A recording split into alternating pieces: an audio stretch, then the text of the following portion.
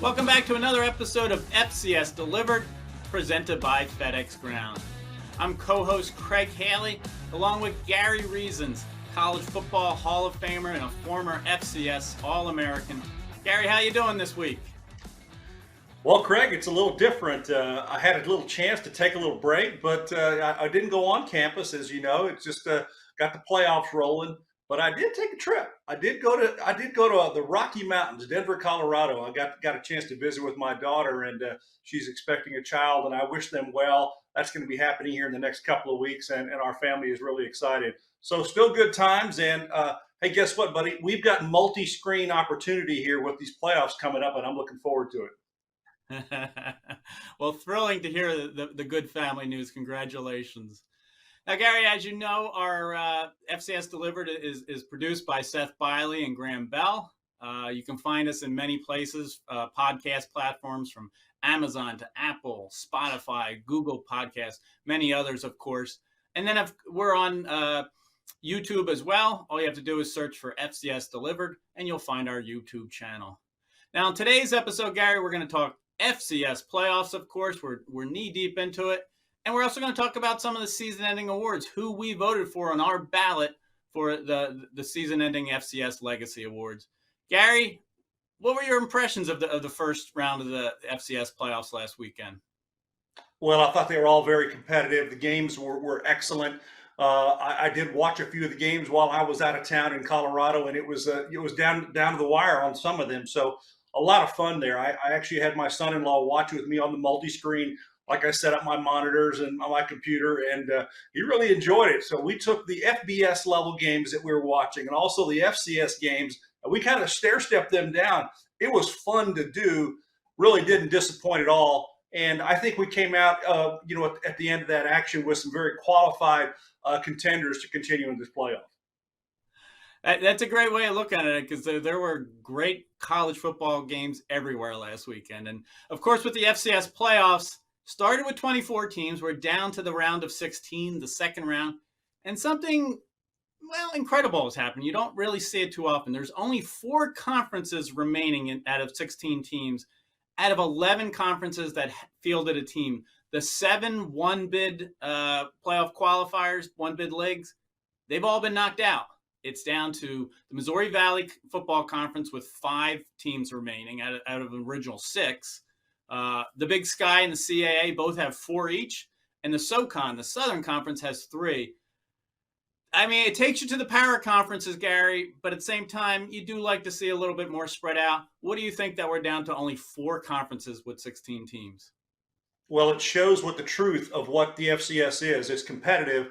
And these conferences, the ones that are still left in this, are really the ultra conferences today. That's what's happening right now. This is how strong these conferences are. And when we talk about them throughout the season, Craig, we're talking about these teams from these conferences for the most part, because they have been playing superlative football. And that's what it takes, Craig, to win a championship. You have to play good football consistently throughout the entire season. We've been talking about these teams for the entire season, and it's coming to fruition here with what we've talked about previously, and I think that we've got a good group here continuing in the playoff.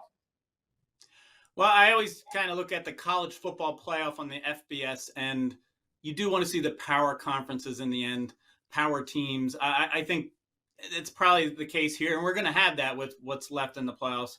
And let's get right to it, Gary. Let's go to the top half of the bracket, which is anchored by South Dakota State, the defending national champion.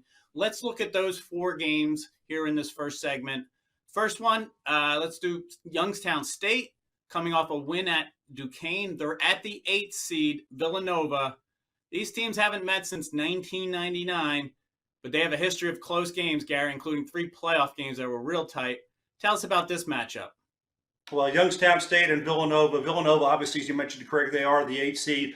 Villanova, people really don't realize this about them. They have one of the best defenses in the FCS, and I think that they're going to be the difference maker in this football game. Young State quarterback Mitch Davidson, he's somebody that's not talked about quite a bit, but he's a very competent quarterback. And, for Villanova, they've got a quarterback in Connor Watkins who can throw the ball down the field just as well. And I think that we're going to have a good matchup here in this ball game. But I think, Villanova, don't you think, Craig, playing at home, they might be the favorite here? Well, as you know, the FCS playoffs is all about the home teams. They win 3 out of 4 games, like 74% of the time. And it's tough to pick against home games. I really, last 2 years, they're 15-1 in the second round, the home teams. If I'm going to pick one that's a road team in this one, I'm probably going to go Youngstown State. But saying that, I almost feel like I'm wrong because the home team's really coming off a week of a bye. I love what you said about Mitch Davidson. He helped them last week against Duquesne to a 300-yard passer, a 100-yard rusher, 100-yard receiver.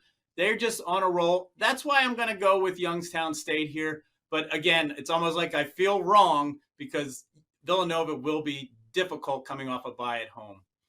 All right, that winner will play, probably South Dakota State. The number 1 seed is hosting Mercer. Mercer coming off a 17-7 win over Gardner-Webb. It's a first-time meeting, Gary. You really have to like the Jackrabbits at home. Is it possible for a monumental upset? The Jackrabbits at home, Coach Rogers continuing the excellent play that South Dakota State has displayed all year long. You don't get to 11-0 by accident. It is something very, very special. This team is the most powerful, I think, in the FCS, and really in recent years that we've seen, Craig, and it's really tremendous. And obviously when you play great defense, they're number 1 in scoring defense and in total defense. So if you can't score against the Jackrabbits, you're not going to win the football game. And I think Mercer's going to have a tough time on the road in that environment. I think that South Dakota State is going to be just fine in this one. Yeah, Mercer has that, dynamic wide receiver duo, Ty James, Devron Harper. But you're right about South Dakota State. I mean, 11-0 this year, 6 top 25 wins already, 25 straight wins going back to last year, which is the 4th longest streak in FCS history. And, of course, 18 home wins in a row. It has to be the Jackrabbits, I'm sure. They're a heavy favorite. All right, the other half of this side of the bracket, Albany, the 5th seed coming off a bye. It's an all-CAA matchup, Gary. They're hosting Richmond. Richmond really looked good in the second half last week. They beat North Carolina Central 49-27. They've been on a roll lately. All-CAA, you kind of like these rematch. Well, it's not a rematch because they didn't face off in the regular season, but you kind of like these conference matchups in the playoffs. Who do you like in this one? Yeah, I like this game because of the mascots, the spiders at the Great Danes. Isn't that amazing? That's really good stuff. But you know what? I think that at home, obviously, Albany has played very, very well. I had a chance to go on campus there this season to talk to Dylan Kelly, their excellent linebacker. And I think the defense is going to be big in this game for both teams. I think it's a close game. I think this is one of those pick'em games. I think that Albany really, though, has a little bit of momentum. They went 6-0 in conference play this season, and I think that might give them enough, power to bring that over the hump and get the win in this one. I think this is a close game, Craig, and I think we could see Albany winning this one. Well, Great Danes, Spiders, Jackrabbits, Penguins. This side of the bracket is loaded in great nicknames, Gary. I'm going to go Great Danes. I think Reese Poffenbarger is an outstanding quarterback. He really, spreads it around and can throw downfield. He's always been good with his TD and limiting interceptions to the amount of TDs he throws. I just think that bye and being at home, Albany 5-0 at home this year and decisively in their games. I like the Great Danes. All right, this winner will play the winner of Southern Illinois at the 4th seed, Idaho. It's been moved to ESPN2, Saturday night, 10 p.m. Eastern. All the games are on ESPN Plus, including this one. But this one's on ESPN2, Gary. Great first-time matchup, especially with the Salukis coming in off a first playoff shutout they've ever had. I think it's 11 appearances, 35-0 over Nichols. Whew. Both teams have won FBS games this year. I think it's a slugfest, Gary. This is a really fun game. And Craig, as you know, I went to both of these universities this season on campus and really got to see these programs up close. I like both of their programs. I think that Idaho with Giovanni McCoy, if he's healthy and he plays in this ball game, he did not play in their last ball game.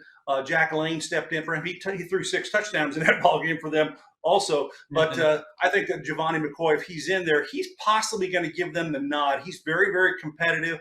Southern Illinois, though, with Nick Baker, he just kind of competes.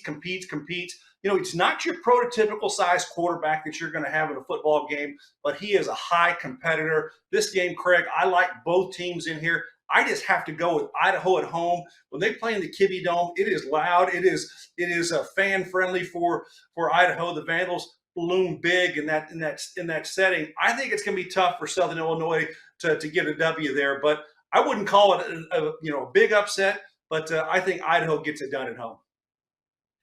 I agree, Gary. I mean, last year they did this. The Vandals did the same thing. They rested Giovanni McCoy in the final regular season game, and Jack Lane stepped in this year. Of course, he was a redshirt freshman. I think, before the season, Gary, I said Idaho and Holy Cross were under immense pressure, and Furman too, because the expectations were so high. Idaho lost a close playoff game last year, but they didn't win a playoff game.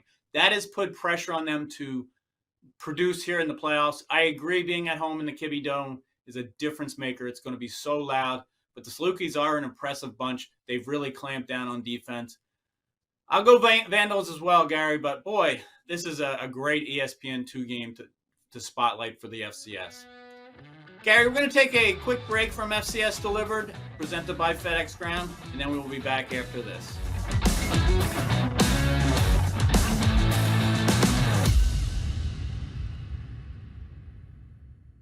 Rehearsals for the school play were really coming along. Bigger smile, Mr. Squirrel? Until a custodian accidentally threw away the costumes.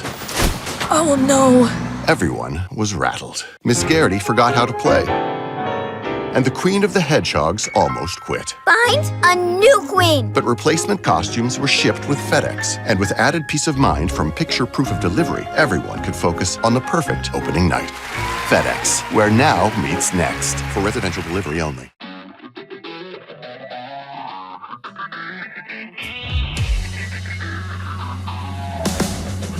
Welcome back to FCS Delivered, presented by FedEx Ground. Craig Haley along with Gary Reasons. Gary, we've been talking playoffs, and here we are at the bottom half of the bracket, which is anchored by number 2 seed Montana. I think this game we're going to start with, Gary, I think it's the biggest second-round game of the FCS era in Frisco, since the 2010 season. It's just a power matchup. North Dakota State, 9-3, at the 6th seed, Montana State, 8-3. We know the history of these two, including the 2021 FCS championship game. The Bison, 9-time champions, they beat Montana State 38-10 in Frisco. They're coming off a big win over Drake. I just think it's a monumental matchup, Gary. Yeah, you got two very, very tough physical football teams playing together, Craig, and this is a rock'em sock'em knockout football game, and this is one, if you like tough football, this is one you want to watch. I think Montana State really has a tremendous running game, and they do it in a number of different ways with a number of different players. Not only are their running backs powerful, but their quarterbacks, they get them in the action also. Tommy Mellott and Sean Chambers for Montana State, they are going to be able to run that football, and they'll run that offense together in various ways. And I like what they do offensively, and they also play similarly on defense. Very physical, very strong. It's a very, very good balanced football team. Now, North Dakota State, Craig, in this one, they have now grown, I think, over the course of the season. And I think they're climbing back to what the Bison are typically at the end of the year. A tough, physical football team that can be dangerous in any game that they play in. And I think this game really is going to be the elite game of the weekend.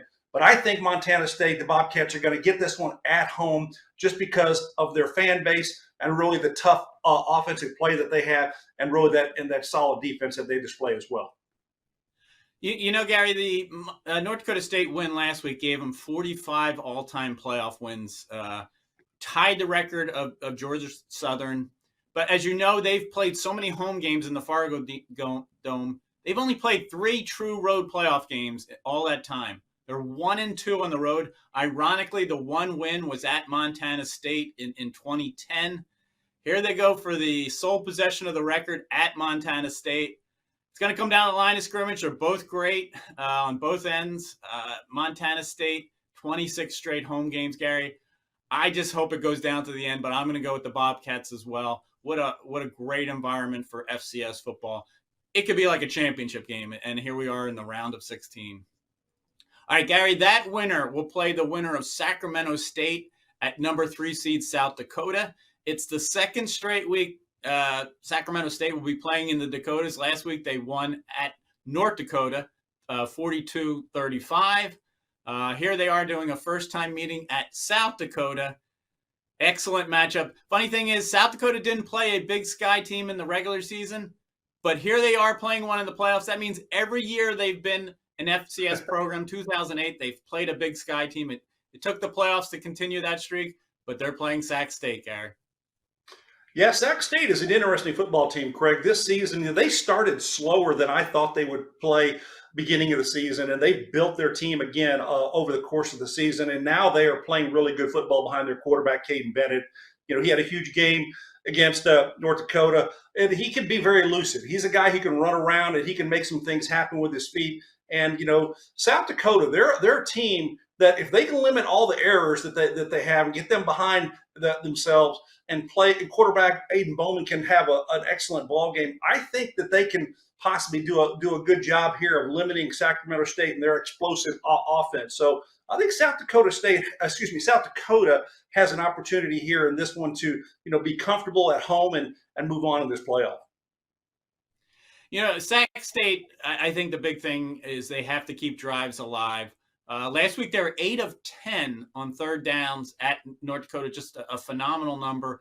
Caden Bennett's so elusive, can get out and run. He has to do that again here because South Dakota's defense is so good. I think the travel will catch up to Sacramento State. Picking home teams again, but I'm going to go Coyotes as well. All right, the other half of this side of the bracket, Gary, Chattanooga. Yet another school like South Dakota that you visited this year. Chattanooga is at number 7 seed Furman in an all-SoCon matchup. You were right about some of the games going down the wire last week because Chattanooga won on a Clayton Cryle walk-off field goal at Austin Peay. And here they are in a rematch against Furman. Furman won the regular season meeting, but it was tight, 17-14. Yeah, it was fun watching that Chattanooga game against Austin Peay and kicking that field goal. And Creighton Cryle, one of our award winners, kicks that game through. And, we really could have had a fun opportunity there with Austin Peay moving forward because they've had a tremendous season as well. But Chattanooga gets the nod there, and they're going to go on the road here, and hopefully they can play well. Their quarterbacks, in this, for that they'll be able to play with are going to have an opportunity to do something. Is Chase Artopia is going to be well enough to play for Chattanooga in this football game? And really, how is he going to be able to play? He's a big quarterback, stood right next to him, and he towered basically around my height. I'm 6'4", and I think he's 6'5" or 6'6". He's a big guy and can lead that offense. But going on the road against a Furman team that I think has really improved over the course of the season, that could be tough. But you know what, Craig? I'm going to go with the Mocs here on the road. This is my only road upset that I think I see on the bracket, and I'm going to go with Chattanooga in this one. Yeah, I'm going to go Furman because I do think they're probably their healthier team. They didn't have Tyler Huff, their quarterback, and Dominic Roberto, their running back, for that last regular season game against Wofford. Surprising upset, dropped Furman from a potential number 2 seed to the number 7 seed. They should be back, Huff and Roberto.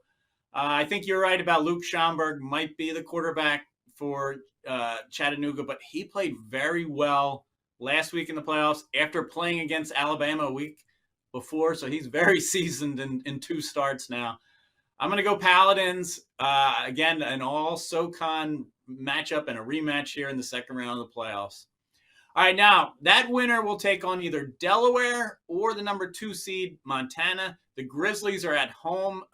Delaware, interesting week because they've announced in 2025 they're going to leave CAA football and move to Conference USA on the FBS level. Distraction, maybe, maybe not. Is it a distraction, Gary?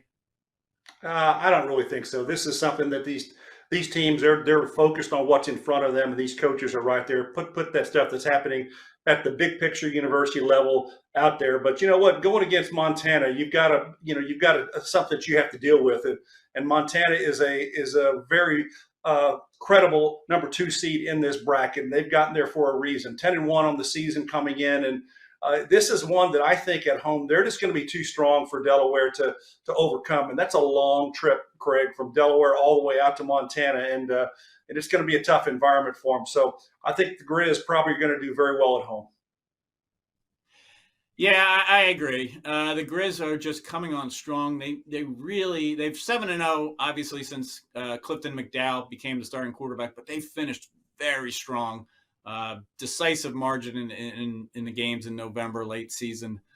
It seems like the Delaware defense is wearing down a little bit. They won 36-34 against Lafayette in the first round, but some of that was turnovers helping Lafayette.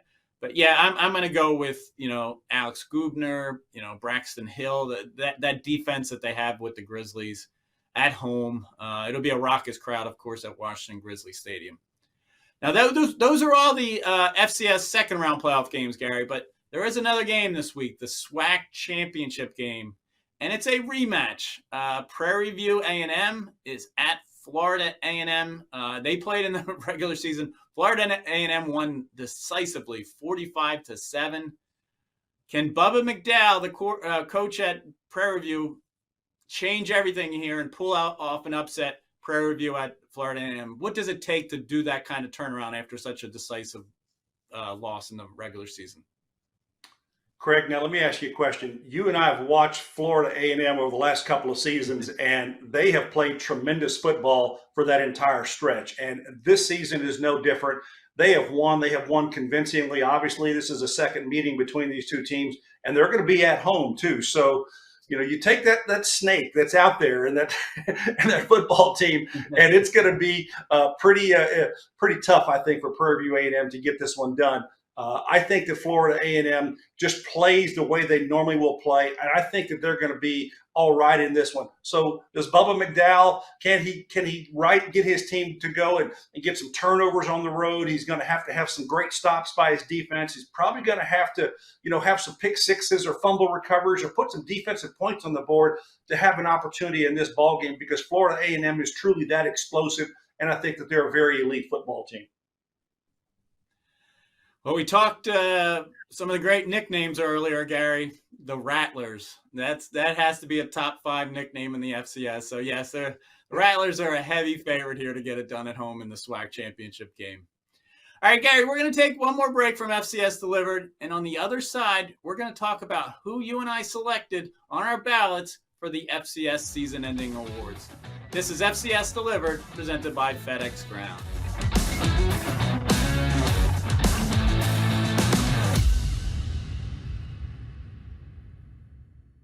When someone accidentally threw away the school play costumes, Oh no. replacements were shipped with FedEx. And with picture proof of delivery, everyone could focus on the perfect opening night.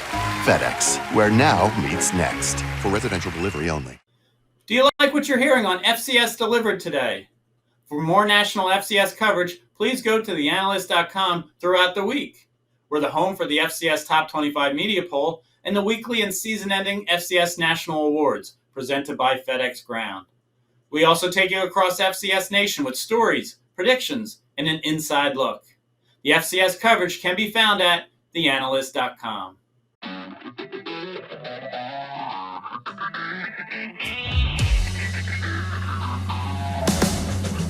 Welcome back to FCS Delivered, presented by FedEx Ground. Craig Haley along with Gary Reasons. Gary, when you get this point of the year, you know what we're thinking. FCS National Awards, Gary. You are the host of the National Awards Banquet on the eve of the championship game in Frisco, Texas. And we have 5 great awards that we hand out, Stats Perform along with FedEx Ground. You and I are 2 of the 56 voters that have voted on the awards. We have 4 Legacy Awards, and then the Doris Robinson Scholar Athlete Award, FedEx Ground's 9th annual award. That is picked by a committee within Stats Reform. You and I are on that committee as well. Gary, There's no wrong answers, only right answers when it comes to these awards. What do you think about the FCS season-ending awards? Yeah, first of all, Craig, thank you for pointing out how we vote and how we do things. This is something that I take very seriously, and it's very prideful for me to be a voter. And it's very respectful for me across the FCS community to be able to talk about some of these things. So we're going to talk first here about the Eddie Robinson Award, and this is the FCS Coach of the Year Award. And for me, I look at body of work. I look at different things across the spectrum here. Wins are great, and things are also you have to look at. But when you take a look at football teams, there's guys that can get it done. And I voted first of all, Craig, in this one for the Eddie Robinson Award for Scotty Walden out of Austin Peay. And here's my reasoning why. They went 6-0 in conference and won the UAC outright. That was tremendous. And I think that he has a very unique way to communicate with his players. I got to watch one of his practices, and the thing that I saw was a highly competitive environment. They were always moving in practice. There was no downtime. Those players loved it, and it's a way to practice and get excellence. Congratulations to Scotty Walden for my vote. I don't know if he's going to win or not, but I put him on there as number one. Secondly, I picked Greg Gattuso out of the CAA from UAlbany. I like what he's done with the Great Danes, obviously a conference champion as well there. And then thirdly, Jimmy Rogers from South Dakota State. They have a tremendous season already, and they're possibly going to get a second back-to-back national championship. So I went Scotty Walden 1, Greg Gattuso, and then Jimmy Rogers 3rd in my ballot for the Robinson Award. I love how you pointed out what you saw in practice, because when you're picking these awards, there's so many things you consider. This year, the big picture, the small picture, something like just how you guide a team or play for a team. I love that how you point that out, Gary. The Eddie Robinson Award, I'm going to go, I voted on Bobby Hauck, the Montana coach. His team started a little sluggishly. Some people wanted him out of top 25, but he made a change of quarterback. They won 7 straight to end the season with Clifton McDowell quarterback. They went 10-1, won their first Big Sky title since 2009, finished with the number 2 ranking in our Stats Reform FCS top 25 poll regular season, and the number 2 seed in the playoffs. I think Bobby Hauck just had a tremendous year, and he became the Big Sky's all-time winningest coach. John Troxel, the Lafayette coach, I went with him second. Greg Gattuso, Albany coach, he was my third pick. That's for the Eddie Robinson Award, Coach of the Year. Again, we're 2 of 56 voters. The announcement, Gary, will be on Thursday, December 7th. And then that winner will be invited to the national banquet January 6th in Frisco, Texas. Just love to see these tremendous candidates, finalists for the award. Now, Gary, let's talk Jerry Rice Award, the National Freshman of the Year, 13th year. Wednesday, December 6th will be that announcement. And then, of course, that winner will be invited to the National Awards Banquet. Tell us about your ballot, Gary. Craig, with the Jerry Rice Award, for me, it's about, the fresh new faces coming into the FCS and faces that we hope to be seeing for coming years here for the FCS, because these guys put on superlative action. And, when you start looking at numbers and different things across the country and how we pick these things, I'm kind of a guy who I think makes players make a biggest impact for their football team across the course of the season. And for me, from the numbers that I saw in some of the games that I watched, I think that what my top 3 picks here, the mayor there may not win it, but here we go. I picked Eli Gilman, the Montana running back, because he had a tremendous season in the Big Sky Conference, and he had 10 touchdowns. And throughout the season, he had almost 900 yards rushing, average 5.6 yards per carry, just tremendous. And he caught the ball also out of the backfield. So Eli Gilman from Montana is my pick for the Jerry Rice Award. I also, looked at MJ Flowers from Eastern Illinois, thought he had a tremendous season, and also Connor Moore from Montana State. So those are my top 3, Eli Gilman from Montana, MJ Flowers, and then Connor Moore. And where did you go, Craig? Well, I didn't realize this until you were explaining your ballot, Gary. Yep, we're 1, 2, and 3 the same. I also went with Eli Gilman, the Montana running back. that you mentioned his rushing yards. He also tied for the freshman lead and with touchdowns with 10 in the regular season. MJ Flowers, Eastern Illinois, had a tremendous season as well. Connor Moore, left tackle of Montana State. You have a redshirt freshman starting all year at left tackle. That just says something. Great thing about the Jerry Rice Award, Gary, it's offense, defense, special teams. We've had a defensive player win this award one time. We have a couple special teams finalists, 22 finalists overall. But yes, we'll wait and see on December 6th, see who wins the Jerry Rice Award. Now, Gary, let's go to the Buck Buchanan Award. Now, that's a little different because the top 3 in votes out of 30 finalists are invited to the national banquet for the announcement of the winner. Tuesday, December 5th, we will invite those 3 student athletes to the announcement, and we will give you the 4th through 30th place voting totals. Gary, National Defensive Player of the Year, the great Buck Buchanan. Who do you have here as your top 3? Well, I've got a little bit of an affinity towards the linebacker level, and I think this is probably not going to be a surprise to you, Craig. I had a chance to go to Albany, and we celebrated the play of Dylan Kelly for one of the games this year, and he became our FCS Defensive Player of the Week. And guess what?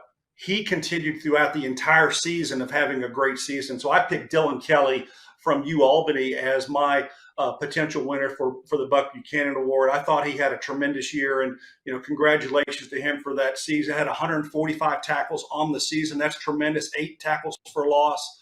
He's around the football all the time. A forced fumble, a couple of fumble recovers, a couple interceptions. Those are big plays in football games, and that really makes the difference. So I went with Dylan Kelly, number 1. Jacob Dobbs from Holy Cross, number 2. And he's a 5th-year player there. He's also a linebacker and had 123 tackles on the season. And Anton Junkai from UAlbany, he's a senior, had a great job, had 49 tackles on the season, 18 and a half tackles for loss. I went for him as number 3. So, I just kind of look at things in a different way across the body of work for each of these players. We had a number of players. I don't remember the total number of players on our ballots, but it was very, very difficult, and it is every single year to pick a winner at the defensive side because there's some despairing type of ways that you look at things. I look at that team's wins. I also look at the play that they have and some of the explosive plays. And for defensive players, I look for game-changing plays that they make for their team that gives them an opportunity to win. So my top 3, Craig, are Dylan Kelly, Jacob Dobbs, and Anton Junkai from UAlbany. So that's my top 3. Where did you go? Yeah, the Buck Buchanan, Gary, is always wide open. I agree with what you said. Dylan Kelly was my 3rd choice, UAlbany linebacker. PJ Jules, safety for Southern Illinois. We'll see him this week on ESPN2 in the playoffs. My pick for the Buck Buchanan Award was Terrell Allen, the defensive end at Tennessee State. Of course, he was the player of the year in the first year of the Big South OVC Football Association. He was dominant up front. He had 14 and a half sacks, 28 tackles for loss. I think he forced 5 fumbles. He was dominating up front. He's my pick. We certainly have differences here, and the Buck Buchanan is always wide open. And yes, the Defensive Player of the Year, we will have the announcement of who's invited on Tuesday, December 5th. And then that leads us to who's going to be invited to the Walter Payton Award, the Offensive Player of the Year in the FCS. That announcement will be on Monday, December 4th. The 3 invites, the 4th through 30th place finishes. Gary, they are some tremendous players. How did your ballot go? Yeah, there's a lot of numbers and things to go through, Craig, through all these offensive players because it's just out there. You start looking at quarterbacks, you start looking at wide receivers, you start looking at running backs, and also what even some of the offensive linemen we talked about previously. So there's things that you have to look at as far as an offensive player. But I'll tell you my top 3 here, and this may be a little bit selfish, but I like what Mike DeLillo did, leading Austin Peay over the course of the season. and over 6-0 conference record. Tremendous effort there for Mike DeLillo and that football team at Austin Peay. The UAC champions. I liked his effort. He had 67% completion percentage on the season, over 3,000 yards rushing, 27 touchdowns against only 10 interceptions. And he had a very high passer rating, 163% efficiency rating. So I like Mike DeLillo, and he was my pick at the top. I went number 2, Michael Hires from Samford, who also had a tremendous season, and also Max Brosner, New Hampshire. So I've got 3 quarterbacks at the top there. I'm going to give you number 4 and number 5 also, Craig, just so that you might know. Jaden Sheridan from Monmouth, I picked him as my 4th on the running back level. He was with us a year ago in Frisco. We got to meet him. And Matt Sluka from Holy Cross was number 5. So as you know, as we explained the balloting process, there's a ranking. We'll go 1 through 5 as voters, and so we actually pick all 5 of these, and they get points, and then you get a cumulative points of how many points you have total that we then are able to pick that winner. It's not a pick process by Craig or myself. It's all 56 mathematically created here. So on my Walter Payton Award, it's DeLillo, Hires, and Brosner. How did you go? As you talk about these players, it just dawns on me how just widespread the talent is across the nation. I mean, it's tough to pick. My pick for the Walter Payton Award, I went for Matthew Sluka, the Holy Cross quarterback. He basically missed 2 games because of injury. That came after he rushed for 330 yards against Lafayette. That was the Division I single game record for a quarterback. But I tell you, he's a touchdown maker, whether on the run, on the pass. He went over 120 rushing yards against both of Holy Cross's FBS opponents. His pass efficiency was off the charts, 164. I just think he's just been an unbelievable quarterback for a long time, including this year. Unfortunately, he was hurt for a couple games. Dylan Lobby, a running back returner for New Hampshire. He was my second choice. He's headed to the Senior Bowl. Cam Miller, quarterback for North Dakota State. Going up for that big game this week at Montana State in the playoffs. That was my 1, 2, 3. I went with Matthew Sluka for the Walter Payton Award. Just mind-boggling here, some of the namesakes of these awards, Gary. And now let's just mention the FedEx Ground Doris Robinson Scholar Athlete Award. That goes to a player who excels on the field, in the classroom, across the community. There are 15 finalists. There are 13 leagues in the FCS this year, but 2 of them are combo leagues. They each submit a finalist. We're on the committee to pick that winner at Stats Perform, you and I. I just want to mention that. I mean, we're not going to tell you, we don't need to tell you all the candidates. They're on theanalyst.com if you want to take a look, because they're all excellent. Gary, what does it mean to have scholar athletes playing football or any sport? Well, really is what college football has been all about to begin with. And it's really how football started at the collegiate level. You're taking students, not athletes, but students first, and then you're putting them out there in a football environment. And now we've created that word student athlete. That has morphed and changed over time, but student athlete is really the goal of every high school player who plays football would love to go on to play collegiately at the college level. It doesn't matter what level of college you play at the FBS, FCS, Division II, Division III, NAIA. I don't care. If you get a chance to play college football, you become special. And that's what's unique about it. Being able to play collegiately, a game that we all grow up to love is really what it's about. And so playing college football is something that I think is pretty unique. And it's something that we have a lot of fun doing. And then we have a chance to recognize some of the superlative play across the FCS with these national awards. We do it all season, all week with our FedEx Ground Players of the Week and Team of the Week. And so I really have had a lot of fun with this over the last several years, being a part of this. And really, this is what this is all about: college football and student athletes, giving them a chance to get an education, move on into the next chapter of their life, but still playing a game that has competitiveness and all the takeaways from football, the things that you learn and understand from that game, you carry away from you, and they become part of you, and that's your legacy of who you are. You're an alumnus from these universities. You are someone who walked that campus, you walked into that town, and you're a part of those communities forever. And that's something that is really great and something to be a part of. And I cherish it greatly, and I know these players do. And I love going out on campus and visiting with them and having a chance to visit with them. And Craig, bringing you back here, it's something that I think that this is a season that has been pretty special for us, a chance to go out and expand on what we're doing with FedEx Ground on campus, and also, making some bringing accolade and attention to some of the great play out there. And we're just getting started. This is fun because we're going to have our award ceremony here. I'm in Texas, in the Dallas-Fort Worth area, so right over in Frisco, Texas, the night before the national championship game, we will host the FCS National Award Show. And just check for that out on your Valley Sports networks. It'll be on in your area. Soon after that show is it's on a tape delay basis, but it'll be out there, and take a look at it. It'll be fun to watch, and we're going to give out all of these awards which we've discussed here today.